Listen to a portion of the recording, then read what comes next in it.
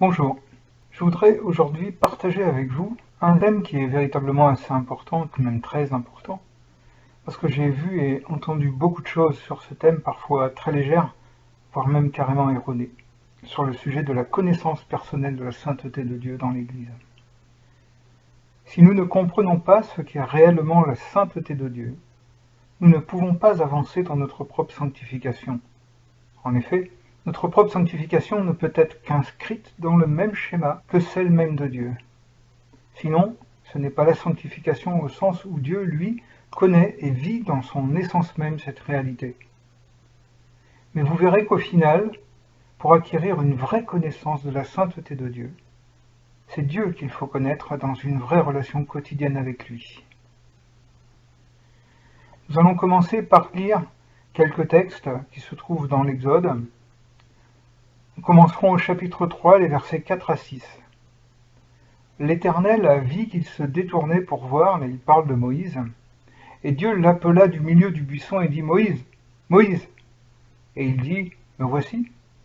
Dieu dit « N'approche pas d'ici, ôte tes souliers de tes pieds, car le lieu sur lequel tu te tiens est une terre sainte. » Et il ajouta « Je suis le Dieu de ton père, le Dieu d'Abraham, le Dieu d'Isaac et le Dieu de Jacob. » Moïse se cacha le visage, car il craignait de regarder Dieu.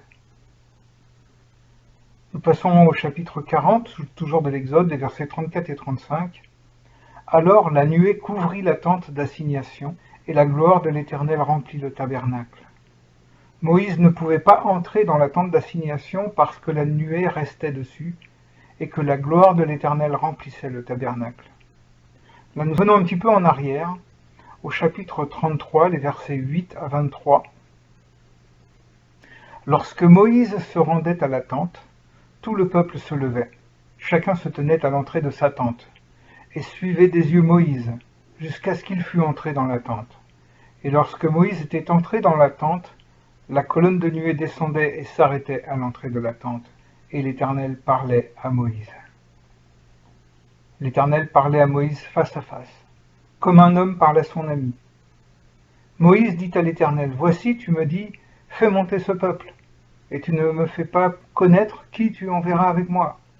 Cependant, tu as dit, je te connais par ton nom, et tu as trouvé grâce à mes yeux. Maintenant, si j'ai trouvé grâce à tes yeux, fais-moi connaître tes voies. » L'Éternel dit à Moïse, « Je ferai ce que tu me demandes, car tu as trouvé grâce à mes yeux, et je te connais par ton nom. » Moïse dit, « Fais-moi voir ta gloire. » L'Éternel répondit, « Je ferai passer devant toi toute ma bonté, et je proclamerai devant toi le nom de l'Éternel. Tu ne pourras pas voir ma face, car l'homme ne peut me voir et vivre. Quand ma gloire passera, je te mettrai dans un creux du rocher, et je te couvrirai de ma main jusqu'à ce que j'aie passé. Et lorsque je retournerai ma main, tu me verras par derrière. Mais ma face ne pourra pas être vue. » J'ai sauté quelques petits versets dans ce passage. Maintenant, nous passons au chapitre 34, toujours de l'Exode, les versets 29 à 35. Là encore, je sauterai un petit peu des passages. Moïse descendit de la montagne de Sinaï, ayant les 2 tables du témoignage dans sa main, en descendant de la montagne, et il ne savait pas que la peau de son visage rayonnait, parce qu'il avait parlé avec l'Éternel. Aaron et tous les enfants d'Israël regardaient Moïse, et voici, la peau de son visage rayonnait, et ils craignaient de s'approcher de lui. Lorsque Moïse eut achevé de leur parler, il mit un voile sur son visage. Quand Moïse entrait devant l'Éternel pour lui parler, il ôtait le voile, jusqu'à ce qu'il sortît. Et quand il sortait, il disait aux enfants d'Israël ce qu'il lui avait ordonné. Les enfants d'Israël regardaient le visage de Moïse, et voyaient que la peau de son visage rayonnait. Et Moïse remettait le voile sur son visage, jusqu'à ce qu'il entrât pour parler avec l'Éternel. Maintenant, une dernière lecture dans l'évangile de Jean au chapitre 17, les 3 premiers versets. Après avoir ainsi parlé, Jésus leva les yeux au ciel et dit, « Père, l'heure est venue. Glorifie ton Fils afin que ton Fils te glorifie, selon que tu lui as donné pouvoir sur toute chair, afin qu'il accorde la vie éternelle à tous ceux que tu lui as donnés. Or, la vie éternelle, c'est qu'ils te connaissent, toi, le seul vrai Dieu, et celui que tu as envoyé, Jésus-Christ. » Vous avez très certainement pu entendre des méditations ou même lire vous-même la parabole de Jésus sur les 10 vierges, dont 5 étaient sages et 5 étaient folles. Et vous savez que ces 5 vierges folles, en fait, ne connaissaient pas Dieu. C'était là leur tort majeur. La parabole des talents qui la suit nous donne à peu près la même conclusion. L'homme qui avait enterré son talent ne connaissait pas Dieu, en fait. Et c'est là que résidait son principal problème. Mais le pire dans ces deux paraboles, c'est en fait que tous croyaient le connaître. En fait, ils ne connaissaient que le Dieu de leur religion, celui qui leur avait été fabriqué par d'autres, enseigné par d'autres, et qu'ils avaient adopté, ou bien celui qu'ils s'étaient fait eux-mêmes, qu'ils s'étaient fabriqué eux-mêmes, pour eux-mêmes, à leur propre ressemblance ou à la ressemblance de leurs espoirs, de leurs désirs, de leurs aspirations, etc. Nous avons lu en Jean 17,3 que Jésus affirme que la vie éternelle, c'est de connaître Dieu et celui qu'il a envoyé, c'est-à-dire Jésus. Ainsi, celui qui ne connaît pas Dieu n'a pas la vie éternelle. C'est cela que ça veut dire. Cette réalité est grave et solennelle. Il est donc important de connaître Dieu pour s'assurer que nous servons et suivons bien le seul vrai Dieu et que nous avons effectivement la vie éternelle. Essayons donc de le connaître. Que dit-il de lui-même? Comment se montre-t-il lui-même? Il n'est ni faux ni fourbe pour nous tromper. Il se présente entre autres comme étant saint, juste, éternel et amour. Ce n'est pas un Dieu gadget, distributeur de pardon, ni une lampe à horaire programmable que l'on peut allumer aux heures qui nous conviennent et éteindre le reste du temps, que l'on allume par exemple à 10 heures le dimanche matin pour l'éteindre à 11h15 ou plus tard. Ce n'est pas non plus un paquet cadeau pour grandes occasions, naissance, baptême, mariage, maladie, enterrement, tout ce que vous voulez. Ce n'est pas plus un Dieu cruel, un Dieu père fouettard, qui ne pense qu'à se venger et prend plaisir à punir. Il n'est pas davantage un bon Dieu, un Dieu rose-bonbon, bonne poire ou pâte molle, incapable de punir pour cause de trop plein d'amour. Toutes ces images-là et toutes les autres sont fausses. Seule celle sous laquelle se présente Dieu dans la Bible est vraie. C'est pourquoi il faut l'apprendre. Voilà pourtant quelques images, dans celles que j'ai citées, qui sont bien répandues à notre époque sur Dieu, jusque même parfois dans les églises dites chrétiennes. Celles et ceux qui se font de telles images de Dieu ne connaissent pas le seul vrai Dieu. Ils sont égarés quant à la connaissance de Dieu et, pire, ils n'ont pas la vie éternelle, même s'ils fréquentent une église ou prient chez eux. Connaître Dieu, c'est la vie éternelle, a déclaré Jésus. Avez-vous la vie éternelle? Êtes-vous né de nouveau, c'est-à-dire converti, et donc nécessairement d'abord repenti? Cela signifie, comme le dit l'apôtre Paul dans la première épître aux Corinthiens au chapitre 6, verset 11, que vous avez été donc lavé, sanctifié, justifié. Si vous avez été lavé, c'est que vous avez reconnu que vous étiez sale. Est-ce votre cas? L'avez-vous reconnu? Si vous avez été sanctifié, c'est que vous étiez donc souillé. L'avez-vous reconnu? Et si vous avez été justifié, c'est donc que vous étiez coupable. Avez-vous accepté ce verdict sur vous-même? Si vous n'avez jamais encore totalement reconnu votre état de départ, c'est que vous y êtes encore. Au moins partiellement, si ce n'est carrément totalement. Et si vous n'avez jamais encore voulu changer cet état de fait, alors vous y êtes toujours. Cela veut dire que vous n'avez pas la vie éternelle et que vous ne connaissez pas Dieu. Et Dieu vous dira un jour, je ne vous connais pas non plus. Qu'est-ce que cela signifie? Vous serez allé à l'église pour rien. Vous aurez peut-être prié à l'église ou chez vous pour rien. Mais surtout, en ce qui vous concerne, Christ sera mort sur la croix pour rien. Ce n'est pas là sa volonté pour vous. Ce n'est pas ce qu'il avait prévu pour vous. Et si vous en êtes encore à ce stade dans votre vie et par rapport à Dieu, c'est justement parce que vous ne le connaissez pas. Il est saint. Et c'est là la base de toute connaissance de Dieu. Celui qui ne comprend pas la sainteté de Dieu ne connaît pas Dieu. Il n'a donc pas la vie éternelle. Il n'a aucune notion, et ne peut même pas en avoir, de ce que sont vraiment l'amour et la justice de Dieu.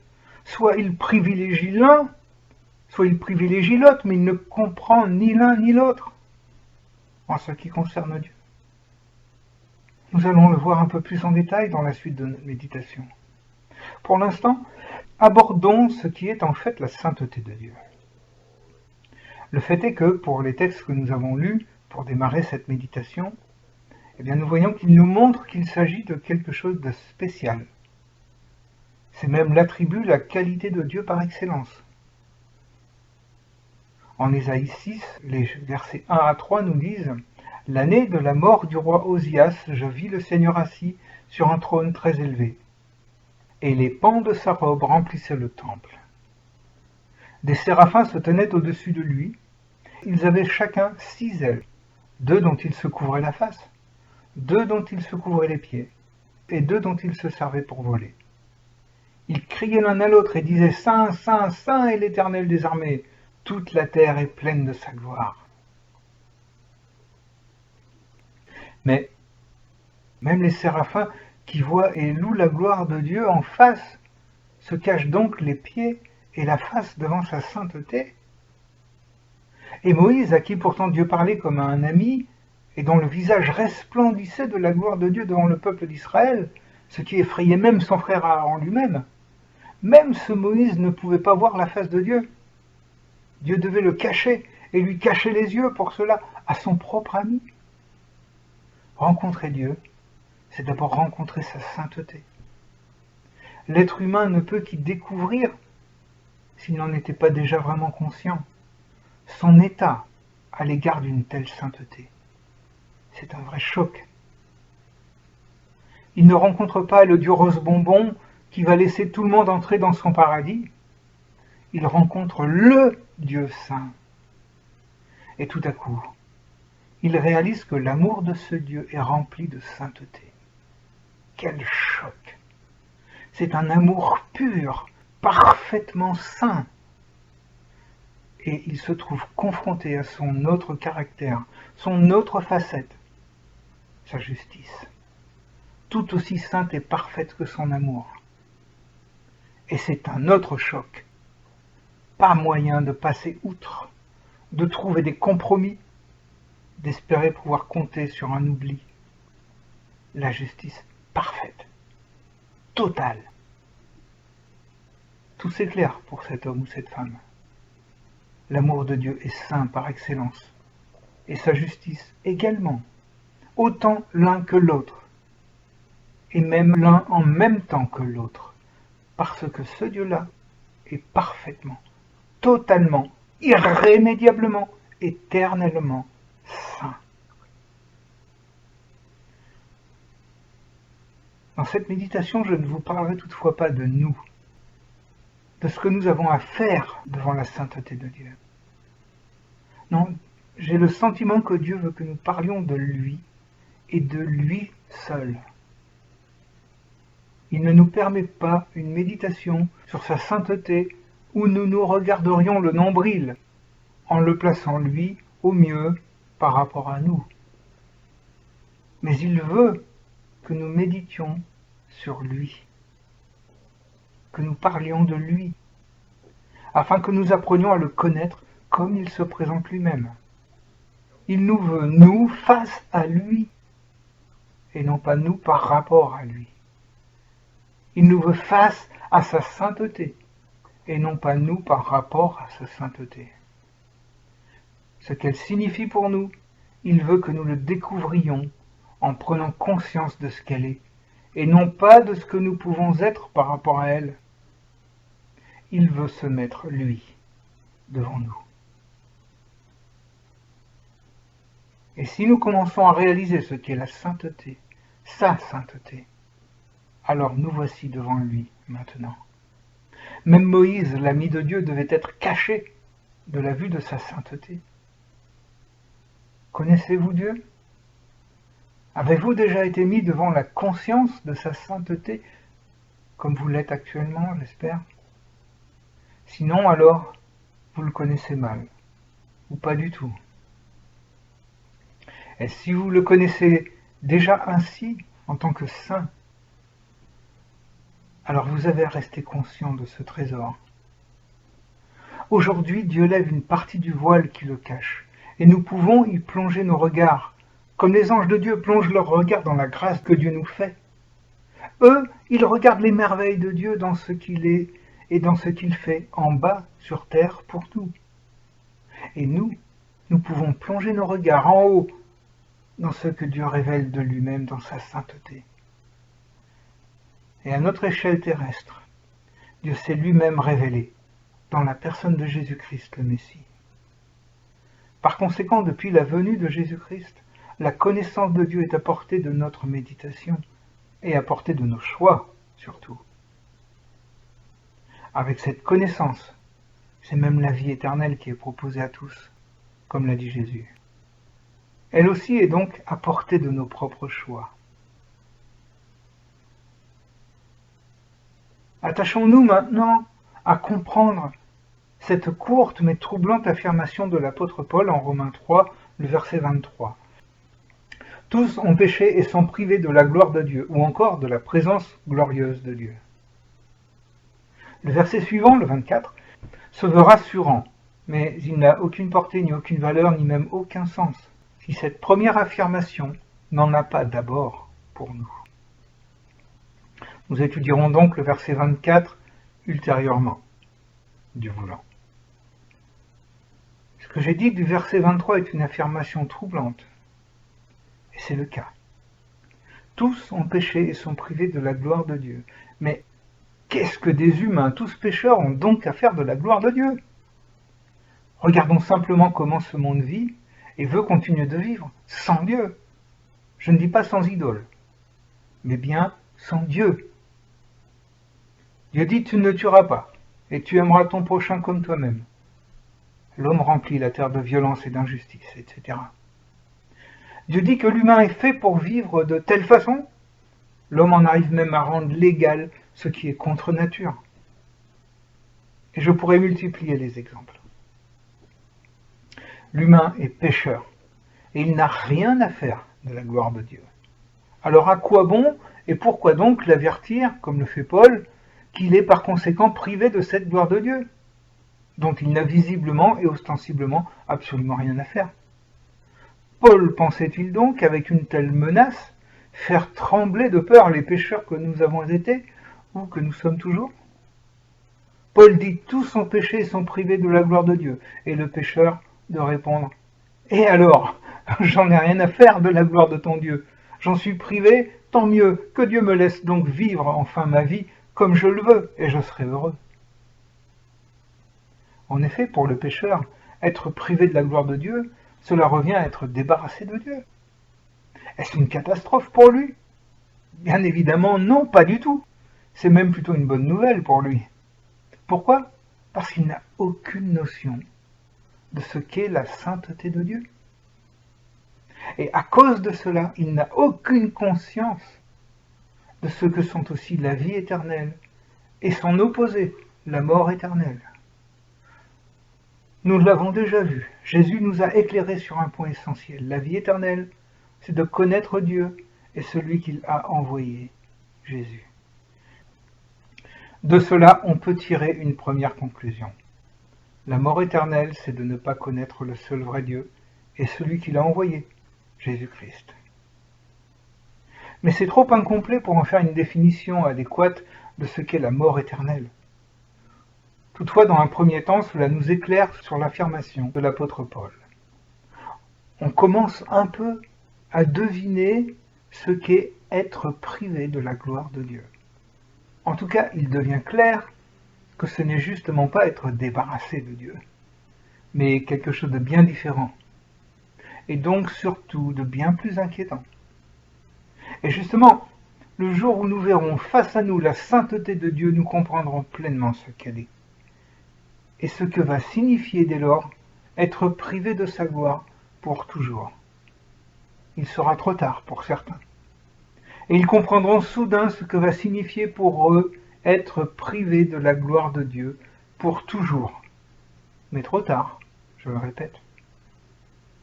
Il est écrit en Amos 4, le verset 12, « Prépare-toi à la rencontre de ton Dieu ». Être privé de la gloire de Dieu en ce jour-là, Ce ne sera pas être débarrassé de Dieu, mais être envoyé dans un endroit où il nous laissera définitivement vivre à notre gré.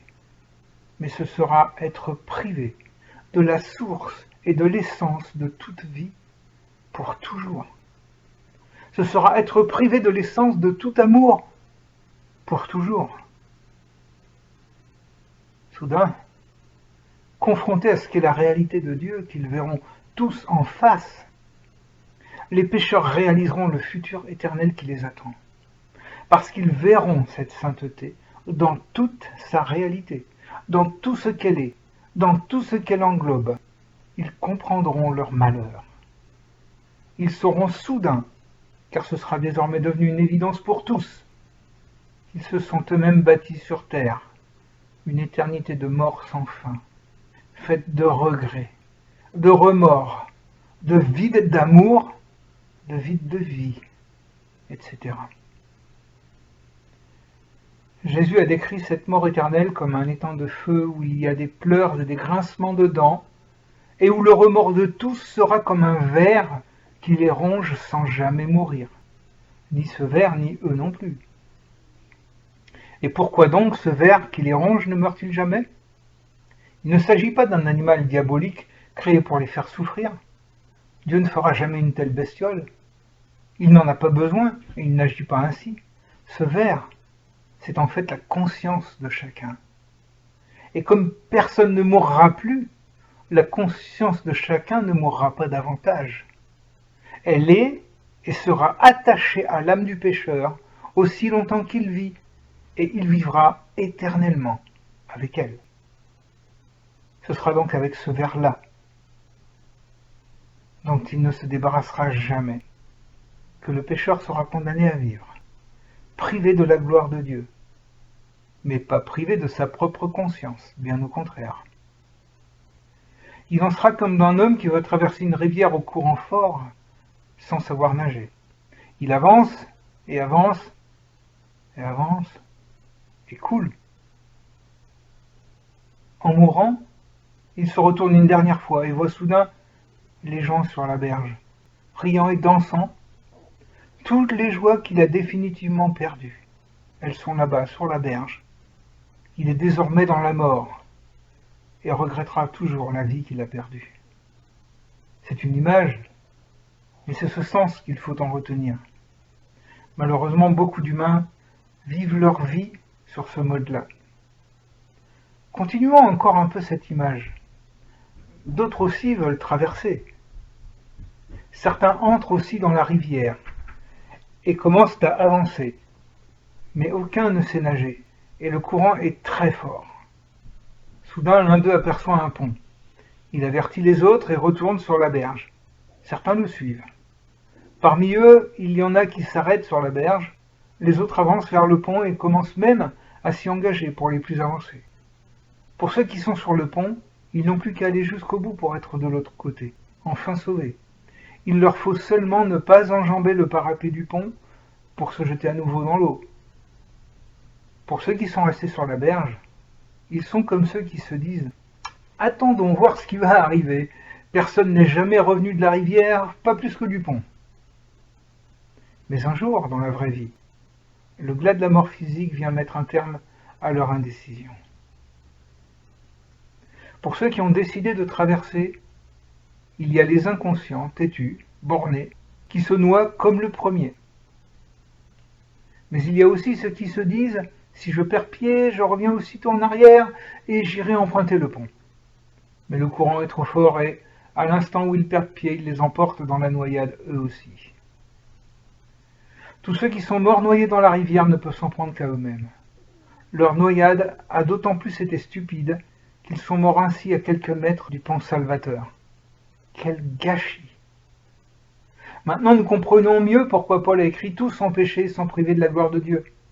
Et il en parle ainsi comme d'une catastrophe, car il sait que ça en est effectivement une. Mais mieux le comprendre, qu'est-ce que cela nous apporte à nous aujourd'hui? La compréhension intellectuelle de cette réalité terrible, si tant est que nous ne la remettons pas en cause, ne nous sert tout de même à rien si elle reste la réalité qui nous attend encore aujourd'hui? Et c'est là que le verset 24 prend toute son importance.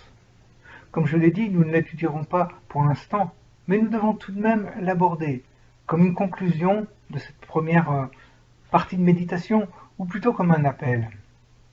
Voici ce qu'il dit.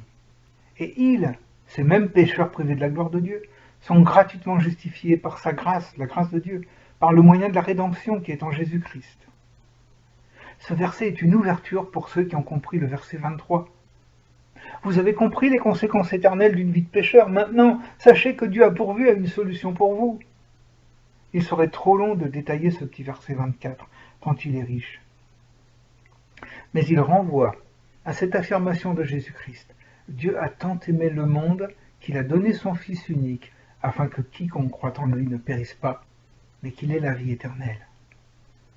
Qu'il ait la vie éternelle. Cela signifie donc aussi qu'il ne soit pas privé de la gloire de Dieu.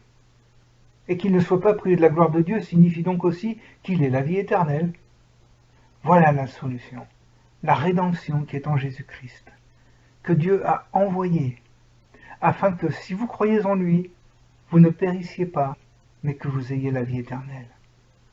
Cela vous concerne. Cela dépend de votre choix.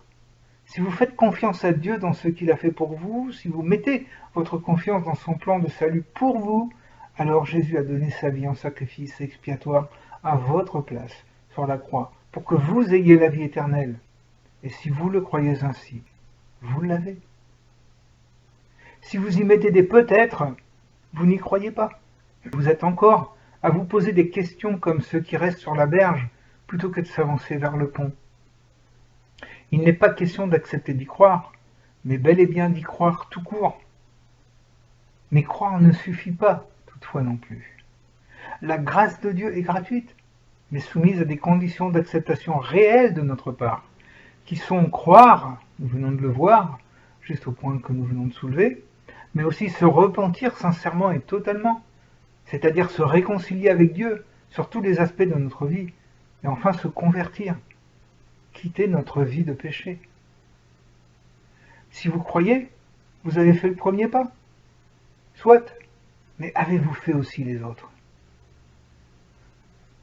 Vous ne devez pas attendre pour tous les faire, ou finir de les faire. Si vous ne les avez pas encore tous faits, pourquoi donc rester encore privé de la gloire de Dieu, sur la berge? Surtout que la grâce de Dieu est à simple portée de votre choix.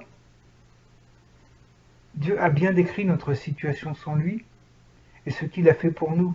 En Ésaïe 53, le verset 6, nous étions tous errants comme des brebis. Chacun suivait sa propre voie, et l'Éternel a fait retomber sur lui l'iniquité de nous tous. Il a également bien décrit l'attitude de la majorité des humains à cet égard. Qui a cru à ce qui nous était annoncé? Qui a reconnu le bras de l'Éternel? Qui a cru? Qui a reconnu? Ce n'est pas que nous ne comprenons pas bien ces choses, quand nous les refusons ou quand nous les repoussons, mais c'est bien au contraire que nous les comprenons beaucoup trop bien. C'est pourquoi il nous faut redoubler de sincérité quand nous nous examinons sur ce point. Où en suis-je envers Dieu, par rapport à Dieu, avec Dieu, face à sa sainteté? Dans l'eau de la rivière du péché, et je veux traverser malgré les avertissements? Ou bien dans l'eau, mais je veux en sortir? Ou encore entre l'eau et le pont, toujours sur la berge? Ou bien déjà sur le pont? C'est à chacun de nous que s'est adressé cet appel insistant, en 2 Corinthiens, le chapitre 5, verset 20. Nous vous en supplions, au nom de Christ, soyez réconciliés avec Dieu. Ainsi, pour résumer ce que nous avons vu jusqu'à maintenant, celui qui ne comprend pas la sainteté de Dieu, ou qui n'en a pas la vraie notion, ne connaît rien de Dieu. Il ne connaît pas le seul vrai Dieu. Il a probablement d'autres dieux dans sa vie, peut-être même une religion, mais aucune relation vraie et vécue avec le seul vrai Dieu. Il traverse la vie avec de fausses certitudes, des opinions personnelles sur Dieu peut-être même, des chimères, des contes de Noël, des illusions religieuses ou philosophiques, etc. mais il est perdu dans ses péchés. Il n'a pas la vie éternelle. Il est privé de la gloire de Dieu et promis à un avenir éternel de douleur et de remords, sans vie ni amour, puisqu'il sera alors privé de la source de l'une et de l'autre, qui est en Dieu. Et c'est ainsi qu'il s'en va affronter la mort physique et la rencontre avec Dieu qui suit cette mort physique, avec le seul vrai Dieu donc. Imaginez donc le choc de cette rencontre pour une telle personne. Voir soudain face à face le seul vrai Dieu, tel qu'il est dans toute sa sainteté, dans toute sa réalité. Soudain, il comprend, mais trop tard. Les jeux sont faits. Il n'est déjà plus sur terre. La période d'essai est finie, et le moment du vrai bilan est désormais là. Pourtant, sur terre, il avait la Bible, ou au moins le moyen de se la procurer. La Bible, là où Dieu se révèle, notamment sous la forme de ces deux grands caractères, sa justice, que l'on perçoit principalement dans l'Ancien Testament, son amour, que l'on découvre principalement dans le Nouveau Testament, quoique ces deux caractères se retrouvent en fait à la fois dans l'Ancien et dans le Nouveau Testament, un peu comme des confirmations qu'ils parlent bien de la même personne, le seul vrai Dieu. Et le caractère de Dieu qui les englobe et qui les transcende à la fois, c'est la sainteté de Dieu. Sa justice est parfaitement sainte, son amour est purement saint. La justice et l'amour de Dieu sont tous deux remplis de la sainteté de Dieu. Et ils sont même unis dans et par la sainteté de Dieu. Elle les renferme et elle les cimente à la fois. C'est pourquoi celui qui perçoit cette sainteté de Dieu comprend d'autant mieux la justice et l'amour de Dieu, tels que Dieu les a révélés lui-même dans sa parole, la Bible. Mais celui qui ne perçoit pas cette sainteté, soit ne voit de Dieu que sa justice, il en fait alors un père fouettard, et c'est là une insulte à l'amour de Dieu, et donc à sa sainteté, et donc à Dieu lui-même. Soit il ne voit de Dieu que son amour, il en fait un Dieu rose bonbon, et c'est également une insulte à Dieu, et à sa sainteté, car c'est aussi une insulte à sa justice. Celui qui ne voit que la justice de Dieu, comme Dieu la révèle dans les épisodes tels que le déluge, la punition de Sodome et Gomorrhe, etc., s'il la voyait telle qu'elle, pleine de la sainteté de Dieu, il devrait aussi lire inévitablement l'amour de Dieu. C'est le reproche que faisait Jésus aux pharisiens et aux sadducéens. A l'inverse, celui qui ne voit que l'amour de Dieu, comme Dieu le révèle particulièrement dans le Nouveau Testament, où il se montre comme le Dieu qui veut pardonner tous les pécheurs gratuitement pour les réconcilier avec lui-même, s'il le voyait tel qu'il est, plein de la sainteté de Dieu, il devrait aussi lire inévitablement la justice de Dieu. C'est ce que Jésus expliquait aux pécheurs pardonnés. Va et ne pêche plus. Cela ne veut dire qu'une seule chose. Je te pardonne aujourd'hui, mais je suis obligé de punir le péché. Alors ne l'oublie pas. Ne m'oblige pas à devoir te punir alors que je viens de te pardonner. C'est son amour qui parle là. Et c'est justement lui qui rappelle sa justice. En résumé, celui qui ne voit de Dieu que sa justice ou bien que son amour commet une insulte contre Dieu dans tous les cas. Et d'où lui vient cette erreur de jugement, d'appréciation sur Dieu à l'égard de Dieu? Cela vient, je le répète, de son ignorance de la sainteté de Dieu. Il ne connaît pas, ou trop mal, pour comprendre que la justice de Dieu n'est pas une justice à la façon des hommes, mais une justice emplie de la sainteté de Dieu, c'est-à-dire pleine de son amour à la façon de Dieu.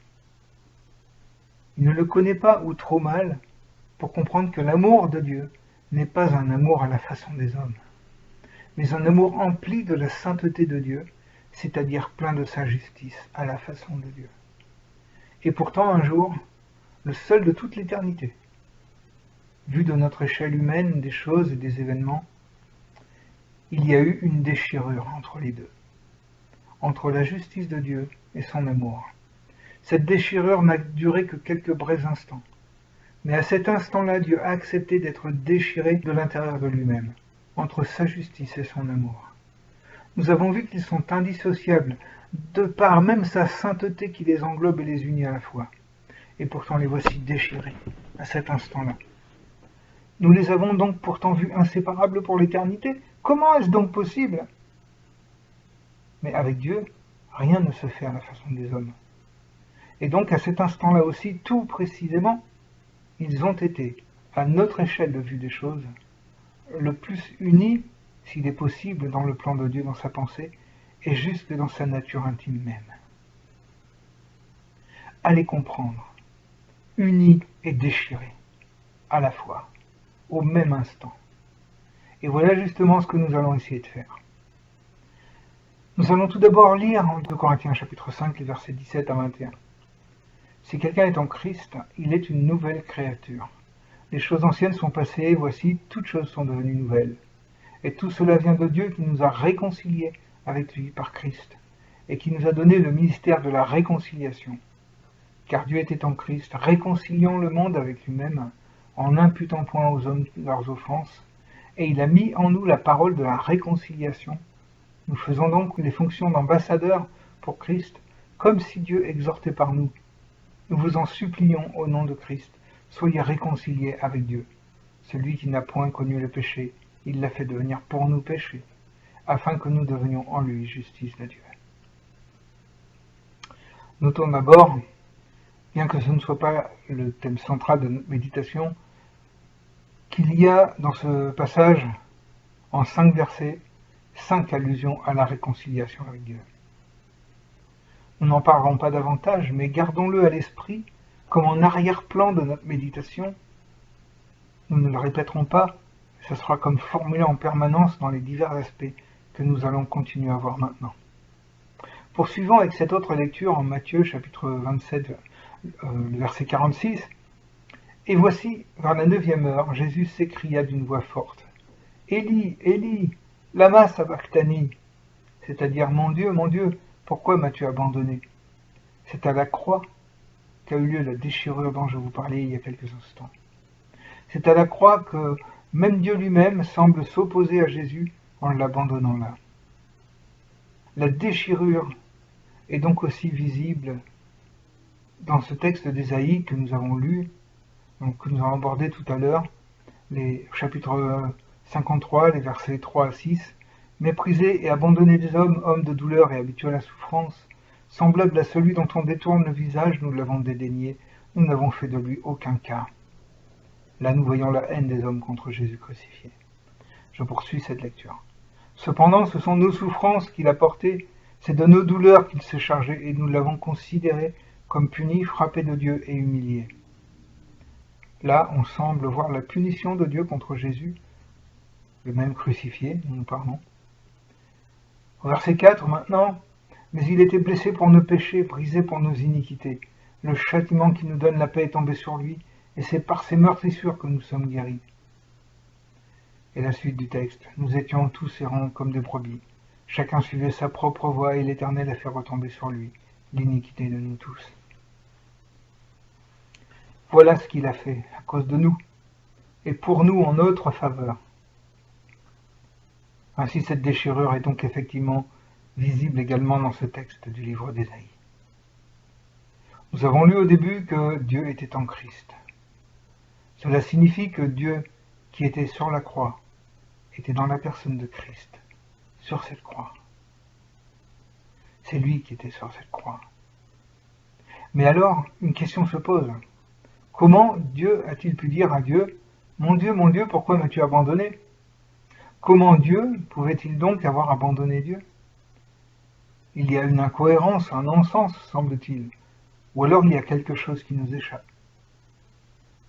La fin du passage de 2 Corinthiens 5 que nous avons lu, verset 21, nous précise « Celui qui n'a point connu le péché, c'est-à-dire Jésus-Christ, il, Dieu, l'a fait devenir péché pour nous. » Notons tout d'abord que Jésus n'est jamais devenu pécheur pour nous, mais qu'il a seulement été fait péché pour nous. Il y a là une très grande différence. Ceci étant précisé et clarifié, nous voyons ici que Jésus, manifestation incarnée de l'amour de Dieu, a pris sur lui notre péché, nos salissures, etc., pour les retenir là sur la croix. Et l'amour et la justice de Dieu a alors frappé ces péchés-là, les nôtres. Mais pour cela, Jésus a aussi dû être frappé.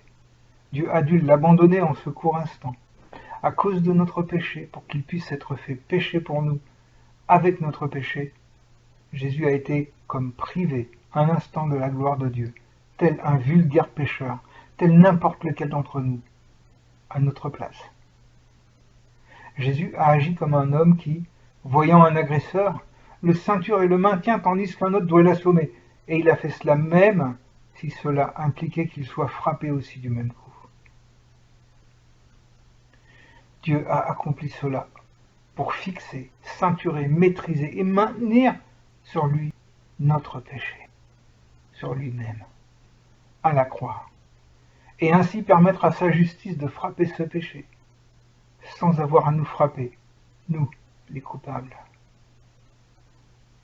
En 1 Pierre chapitre 3, verset 18, nous lisons ceci, à ce même sujet. Christ a aussi souffert une fois pour les péchés, lui juste pour des injustes, afin de nous amener à Dieu, ayant été mis à mort quant à la chair. Quel éclairage sur ces événements!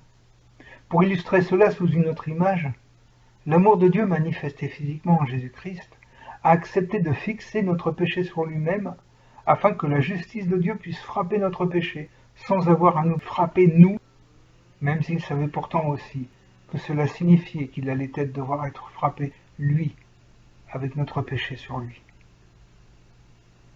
Cet instant fut une déchirure pour Dieu. Une souffrance de plus que les autres de la crucifixion et de celle des tortures subies la veille et le matin, à l'occasion de ces différents procès successifs. L'image est simple. À la croix, Dieu s'est déchiré lui-même, à cause de sa sainteté, et en notre faveur. D'un côté son amour, fixant notre péché sur la croix, l'emprisonnant sur lui-même, de l'autre sa justice, bouclier et épée de la sainteté de Dieu, qui, désormais que notre péché était fixé loin de nous, n'avait plus qu'à le frapper pour régler ce problème, et ouvrir ainsi la réconciliation possible avec Dieu pour chacun de nous. Voilà donc ce qui s'est passé à la croix, à cause de nous, pécheurs, et pour nous, aimés de Dieu malgré tout. Pour cela, il a fallu que Dieu soit déchiré à l'intérieur de lui-même, entre son amour et sa justice. Tout cela ainsi, pour que nous ne soyons pas frappés, nous. Oui, c'est bien notre salut qui s'est joué là, et à ce prix pour Dieu. Et seuls ceux qui comprennent à la fois sa sainteté, sa justice et son amour peuvent en prendre conscience. Eux seuls peuvent percevoir la grandeur de l'acte d'amour et de justice à la fois, qui s'est passé à la croix pour nous tous. Et seuls ceux qui voient la sainteté de Dieu, qui en perçoivent la notion, peuvent avoir cette vraie vision de l'amour et de la justice de Dieu, et s'émerveiller alors de l'un comme de l'autre, tout autant et à la fois. Voyez-vous combien il est primordial de comprendre tout ce que Dieu nous permet de comprendre de sa sainteté? Notre attitude à l'égard de Dieu ne méritait pas un tel effort de sa part, ni une telle attention à notre égard. Mais voilà combien son amour et sa justice sont saints. Voilà combien il est saint. À la croix, Dieu réussit à concilier au plus fort qu'il puisse être possible la sainteté de son amour et la sainteté de sa justice. La déchirure, pour lui, était inévitable et même nécessaire à cause de nous et pour nous. Et il a accepté de la vivre et de la subir ainsi dans les souffrances de Jésus-Christ à la croix, à notre place, juste pour nous sauver de nous-mêmes, de notre péché. Mais avec Dieu, nous l'avons dit et répété, rien ne se passe à la façon des hommes. Et c'est justement à cet instant où son amour et sa justice ont été comme déchirés en lui-même l'un de l'autre, pour les nécessités de notre salut, que ces deux mêmes facettes de sa sainteté, son amour et sa justice, agissaient de parfait concert, dans une union totale, une sainte fusion contre notre péché, pour pouvoir le frapper définitivement sans avoir à nous frapper nous. C'est un peu comme si, toute proportion gardée, ceci reste une simple image, la justice de Dieu et son amour, à cet instant-là sur la croix, étaient entrés en collision. Ce que nous disons déchiré, notre intelligence humaine le voit nécessairement séparé. Mais quand Dieu était déchiré en lui-même, c'est là qu'il agissait le plus uni en lui-même, rien à la façon des hommes. Comprendre Dieu est au-delà de nos capacités, mais il a pourtant soulevé un peu du voile pour se révéler. Et le peu que nous pouvons voir et méditer ainsi que nous venons de le faire ensemble, est déjà presque aux limites de nos possibilités de compréhension. Permettez-moi de terminer pour ce point sur une autre image, en lien avec la dernière. À la croix, c'est un peu comme s'il y avait eu un Big Bang, né de l'union sainte de l'amour et de la justice de Dieu contre notre péché. Et ce Big Bang, plutôt que de créer un ou des univers, a créé de nouvelles créatures. Et nous voici ainsi revenus au début de notre premier texte, lu précédemment. Si quelqu'un est en Christ, il est une nouvelle créature. Les choses anciennes sont passées, voici toutes choses sont devenues nouvelles. Et le texte poursuit, et tout cela vient de Dieu, qui nous a réconciliés avec lui par Christ. Tout est là, tout est dit. Et comme nous l'avons vu, c'est dans la compréhension de la sainteté de Dieu que tout cela s'éclaire encore plus merveilleusement. Dieu est vraiment merveilleux.